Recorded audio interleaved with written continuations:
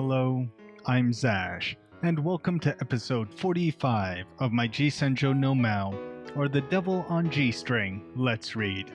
Joining me, as always, is my co-reader Faith.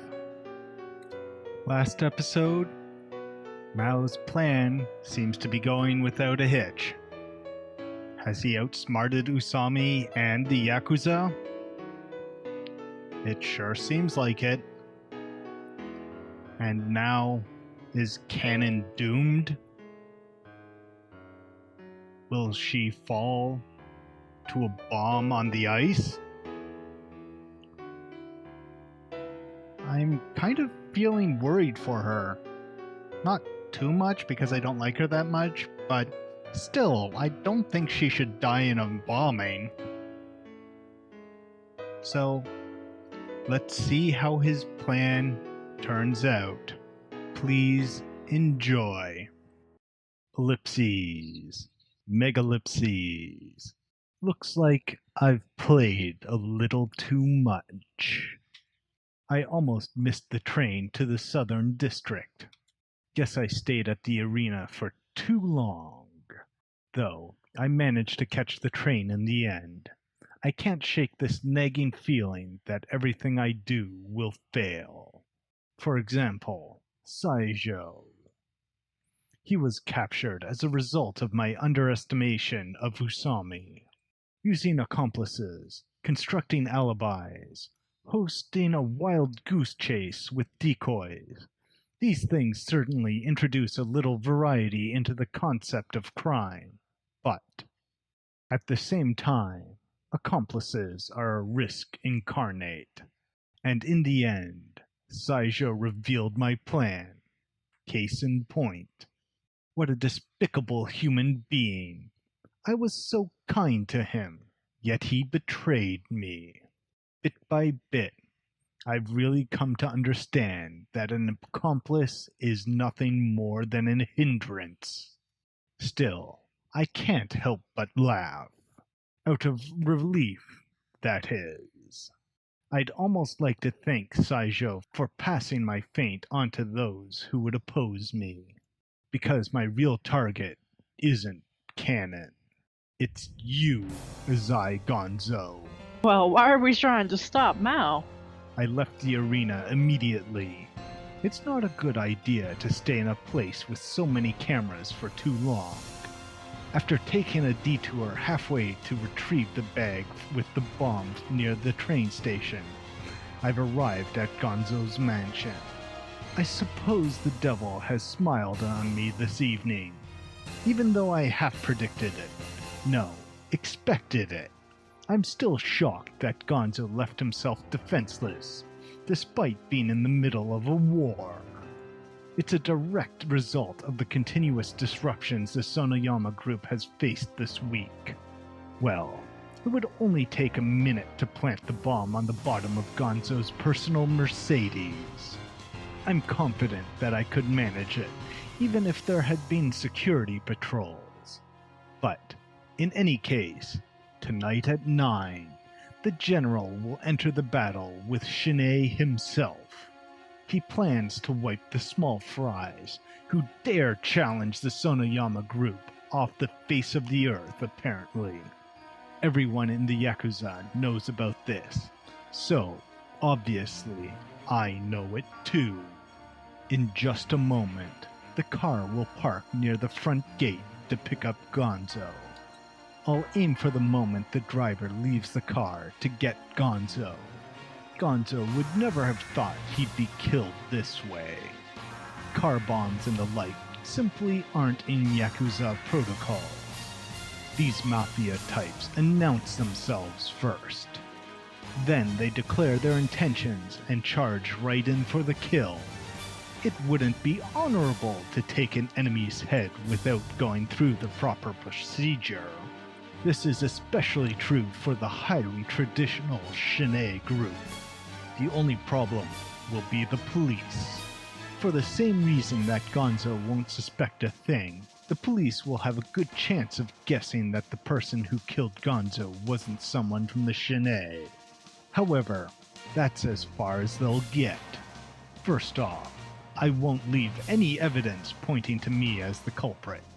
The wool cap is a bit of a joke, but it's also here to guarantee that I won't leave any hair on the scene. Naturally, I'm using latex gloves, so I won't leave any fingerprints. Though, there's a chance that fibers from my clothing will be left behind. My apparel tonight consists entirely of cheap goods from local department stores. Anyone could buy this stuff. Well, even if I choose to be a little lazy, the bomb would blow most of this away. However, I took one single most important precaution. Gonzo is undoubtedly wary of me, despite the fact he's heading straight for the chopping block. Where was that most suspicious Maou during Gonzo's last fatal battle with the Shinnei? Thus, I thought I'd give them an answer to ease their worries. Oh, he was angry at the state of the figure skating world, and busy brooding over his grudge against Azai Cannon, its representative. Hence my utilization of Senjou. I pretended to criticize figure skating with as much jargon as possible. Though I was passionately describing the new judging system, it was only a very average, normal opinion that many average, normal people hold. But Senjou wouldn't know that, of course. The same goes for my political ideals. I don't even have a scintilla of interest in this country's future. I admit, I occasionally make some harmless comments that I have no intention of answering for, but that's more like stating your opinion after watching a movie than it is preparing for revolution. I feel no need to spout my beliefs to the masses. I simply act on them, and the more perfect those actions are, the better. Ah, the car is approaching. I hid behind a nearby house and watched the Mercedes-Benz parked near the gate. An oversized skinhead stepped out of the car and disappeared into the house. Excellent.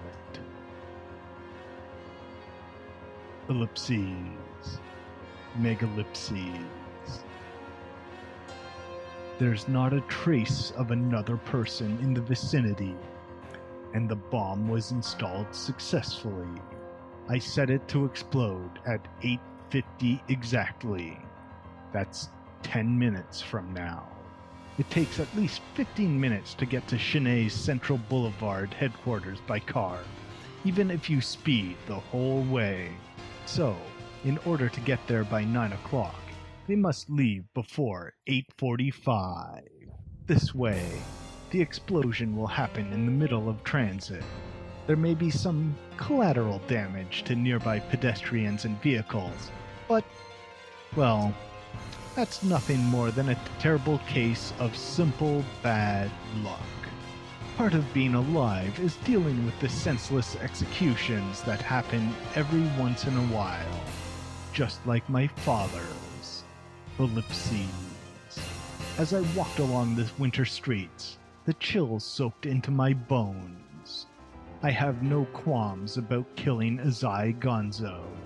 Gonzo is an existence that must be destroyed, and I refuse to rest until that has been realized.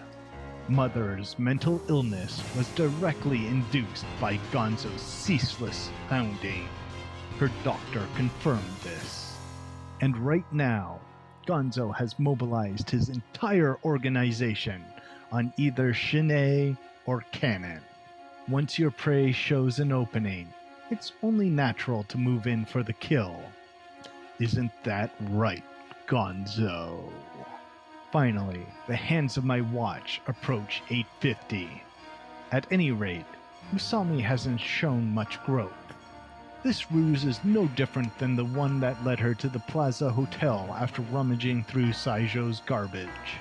She went through so much to get Senjou to talk, and the efforts blinded her to the fact that he might have been misleading her, or misled himself. If she had taken a moment to look at the big picture, she'd have realized that there were many holes in my presentation. But she just slipped once again into the habit of focusing merely on what's in front of her. 8:50. A thunderous noise erupted and echoed within my belly. I checked to make sure, and the sky over Gonzo's house was illuminated. There were screams.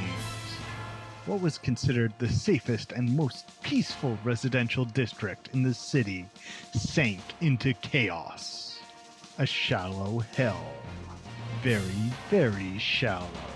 I looked down on the crowds that poked their heads out of their windows and patios.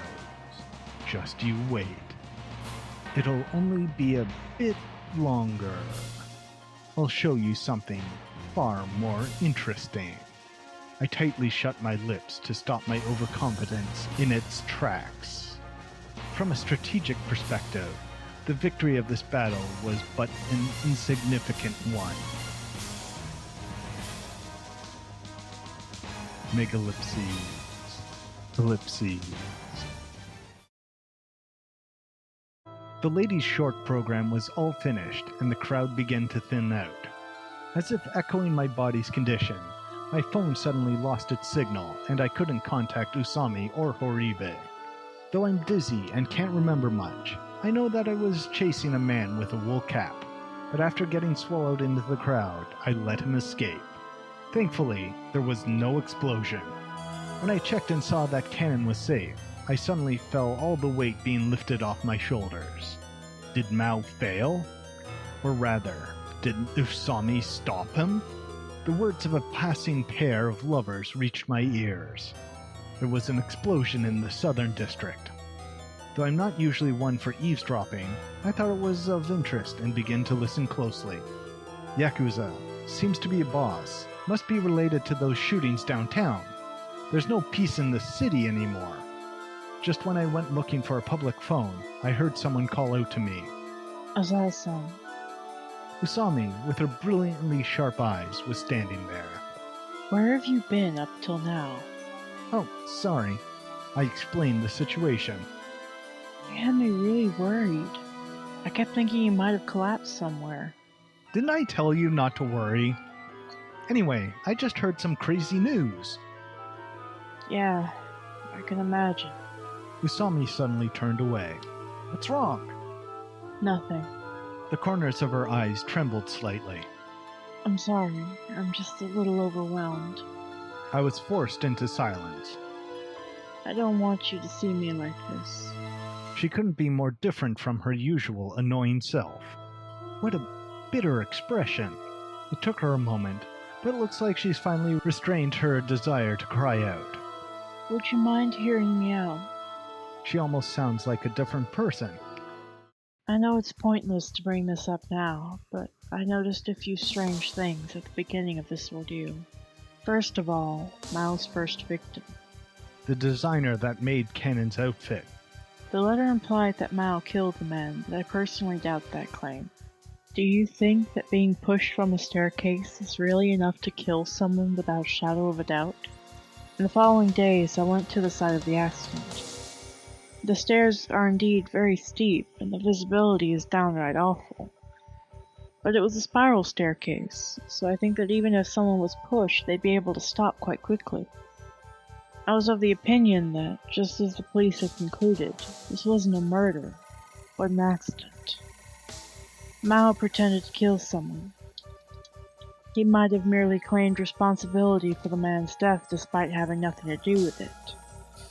As usual, I have no proof of this, though. In following this, Maou targeted a second individual, the ballet dancer Michael Jugmund, who we've been unable to contact after he returned to his own country 2 months ago. Just in case, I went to the area around his old home in the Western District to make sure he was absent. So that was her reasoning for going there. If Maou wanted others to think that the dancer was killed, I figured that something might happen around there. And while wandering around, I ran straight into Saijou. And, lo and behold, something did happen.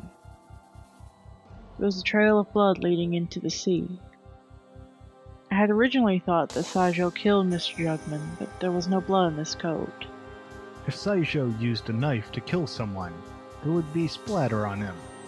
After going through Saijou's things, I also discovered that he had picked up Mr. Jugman's foreign driver's license. His driver's license? I finally opened my mouth. However, I would argue that it was probably a fake. Even if Mr. Jugman did fall into the sea, why would his ID land so conveniently there on the boardwalk? Maybe Mao left it there for Saijou? Oh, but isn't the whole point of pushing someone into the sea to delay identification of the body? I find that hard to imagine. So, you're saying Mao pretended to kill someone again? Yes. But while we know this, Saijou believed it wholeheartedly. Why would Mao do something like that? What's the point of faking murders that only Saijou believed to be real? I can't say for certain. Still, these two fake murders are the strongest leads in the entire incident. Leads? But the most suspicious question still remains. Why didn't Mao simply threaten Cannon herself? Oh yeah. He clearly knew about Gonzo's residence, so there'd be no question that he knew where a celebrity like Cannon lived. And even if he didn't know, he could still have left a message for her at the school, the practice rink, or one of countless other places. Well, they're family, so the message will get passed along sooner or later. No, that's a pathetic explanation right off the bat. There'd be no point in dragging things out like that.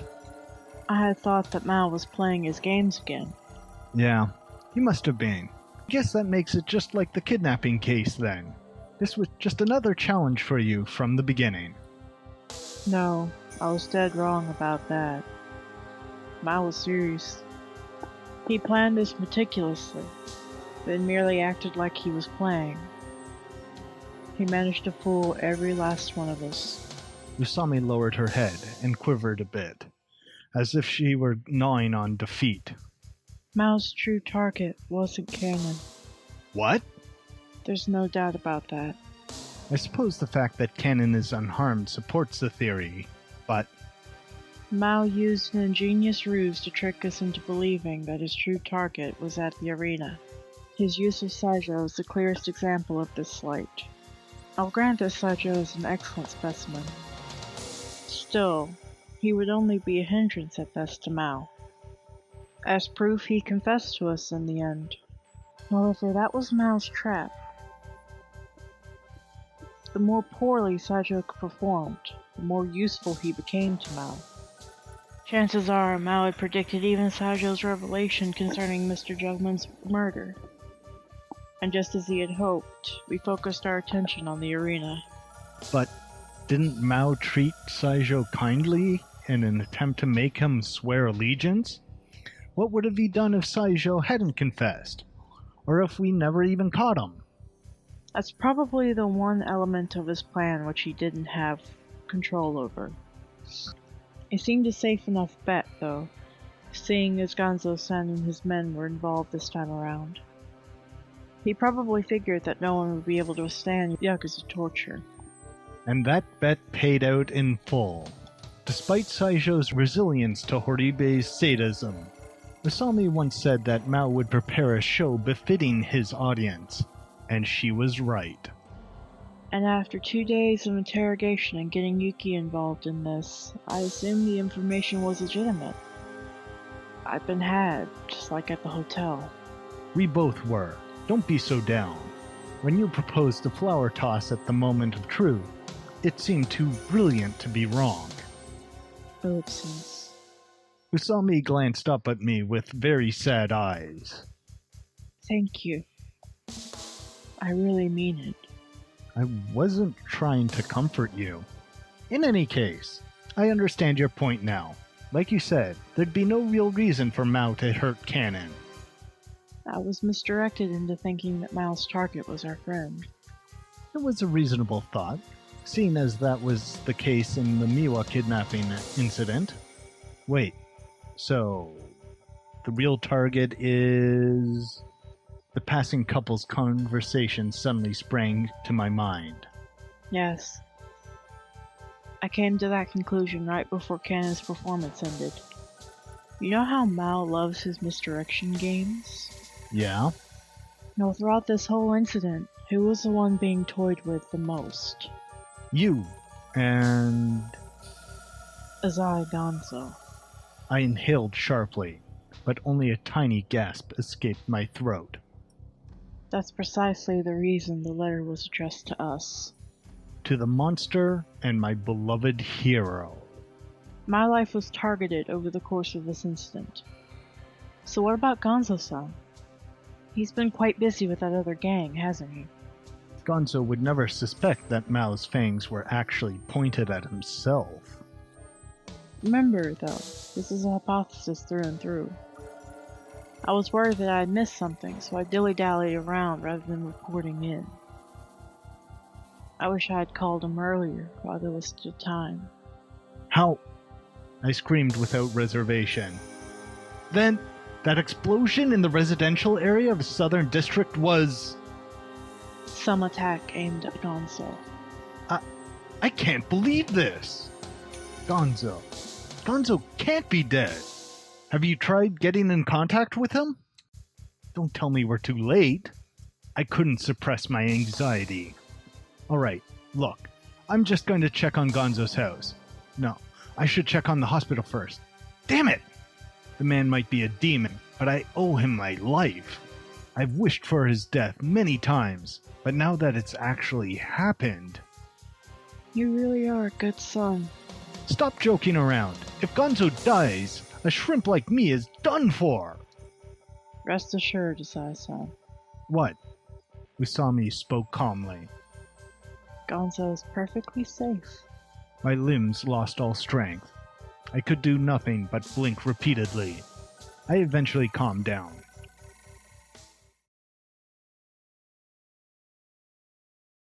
Soon after, Horibe came by and ushered us into a high-end club on Central Boulevard.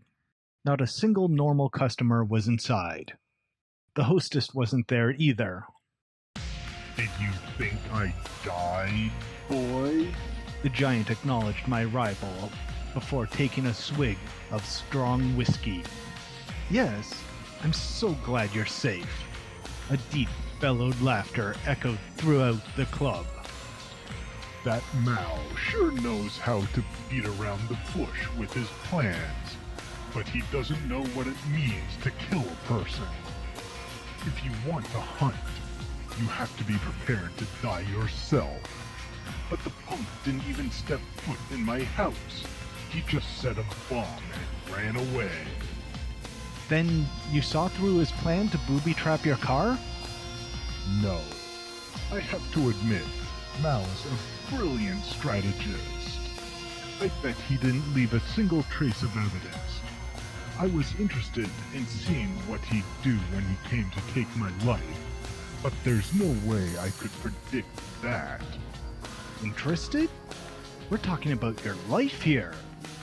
I knew the kid was after my head from the start, seeing as the letter was sent here.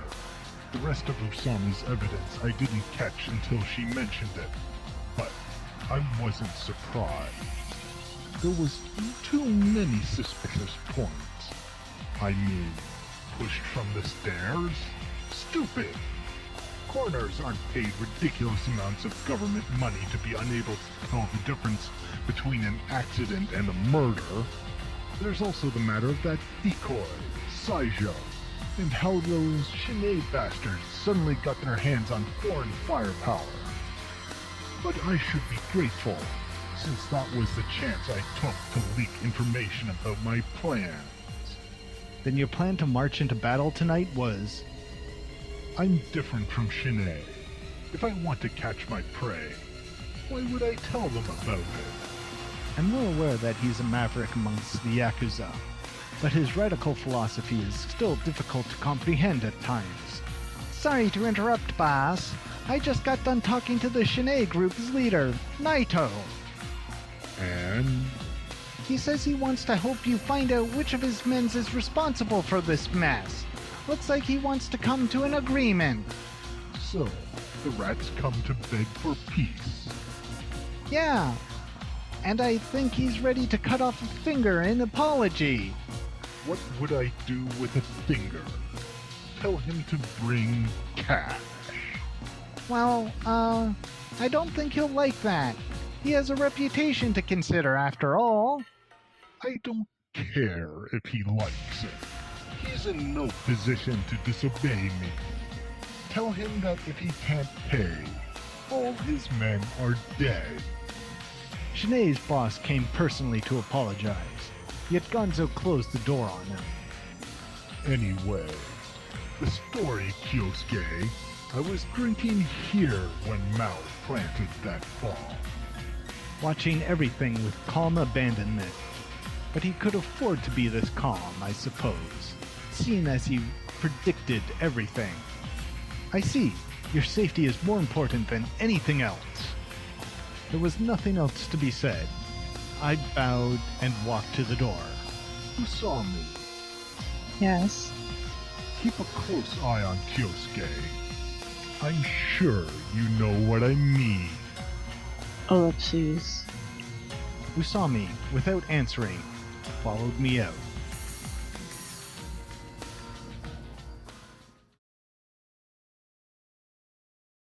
Ellipses. Megalipses. In the end, my plan was simply not thorough enough. Setting things in motion without confirming the target firsthand was a mistake. I suppose I underestimated Usami and Izai Gonzo a bit. Just a bit. I'll admit my defeat. There are many things one can learn from defeat. For example, Izai Gonzo really is something to behold. A lone hunting rifle can't kill him. Next time, though, I'll put you down for sure.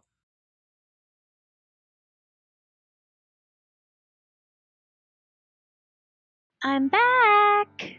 Hey, champ. Looks like you got a high score today, too. Kennen smiled and opened the bag she was carrying. She began to pack her clothes. What's going on? Nanchan is going home. I mean, back to Coach's place. Really? You know I don't mind if you stay, right? Thank you. Another small smile came and went. Watching you stay so busy with Usamin and Paparin is too distracting. There you go, thinking you're the center of the universe again. Sorry for being so selfish. What? Shocked, I took a long, hard look at Cannon's face. Could just barely see tears shimmering on the surface of her eyes. I have no choice but to be this way, you know? Just can't keep going unless I really believe that I'm the best. That I'm the one that's always right. I'm sorry, okay? Bye-bye. She bid a sudden farewell. As if she had set her heart in stone, Cannon's hands furiously, incessantly packed. Did something happen?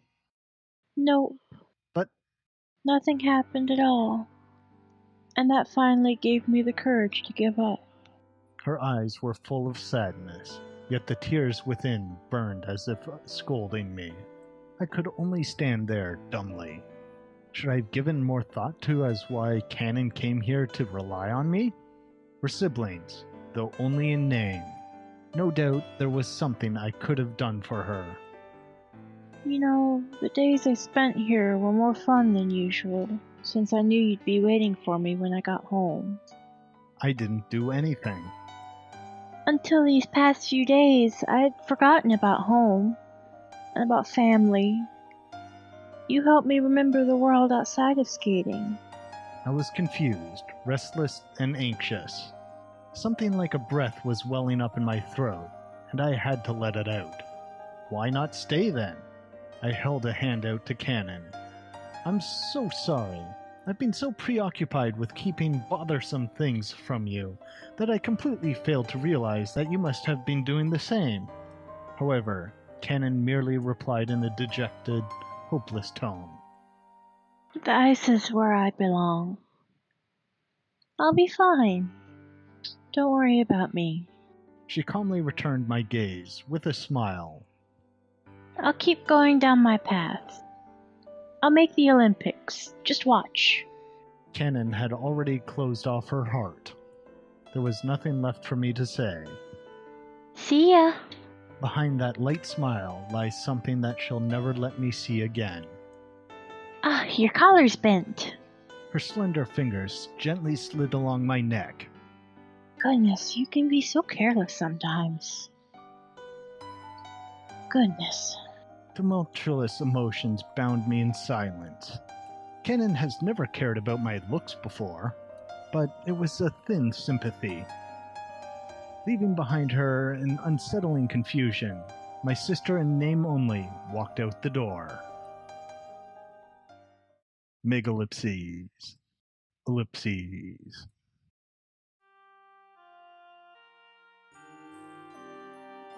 The icy, salty sea wind stabbed the skin. Darkness of this particular night allowed the stars to shine and made Tomenbetsu City's populace all the more aware of the coming cold of winter. Haru sorted through recent events one more time. This time, with Zai Gonzo's power, she had been able to force a stalemate. The pocket of this girl bathed in helplessness began to vibrate, and a melodic chime poured forth into the night.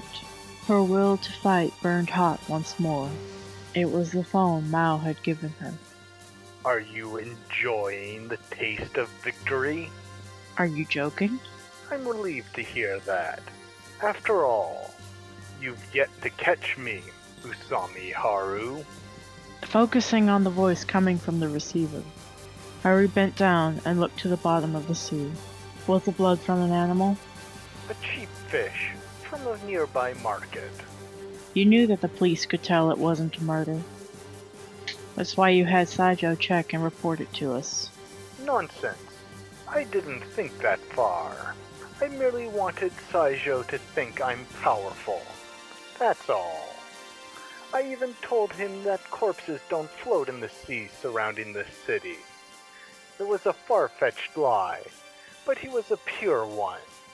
He even believed that a nerve gas, which could be thrown into a ceiling fan and kill everyone in the room, could be easily produced. The tape on the bag at C5 wasn't his error, but your order, correct? I needed to have you and your ilk follow the gambit after all.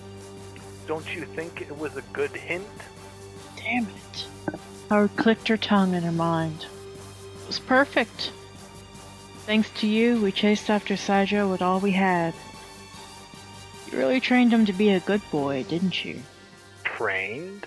That's not a very nice way to put it. He just wanted a little attention, you know? I merely granted that lovely child his wish and played with him a little. It's all the same. No, it isn't. He should be ecstatic. After meeting me, that pathetic, useless existence finally met spring. Even if he's slated to be exterminated soon, I gave him excitement and desire the likes of which he had never come to know otherwise. Howard already predicted Mao's next words. You're no different, Usami Haru. You finally managed to find me. After all, you're just a revenant. What you need isn't love or friendship, but an adversary or evil. Something you can use as a pretext for your obsession. Haru felt the hole this devil had dug into her chest widen. Her face grew stiff, her breath shallow. Isn't that why you abandoned the violin? Keep silent. Endure it. Just endure it. The growing, licking flames of hate held her fast to the ground. She could only stand there statuesque, dumbstruck. I will play with you again. Maous said gently. At the winter playground, where spring will never arrive. At some point, the dial tone reached her ears. The violin. With her eyes perfectly still, Haru just walked. Don't think about anything. Kick away the darkness of the night. Moaning pain. Retain this anger. Bear this curse.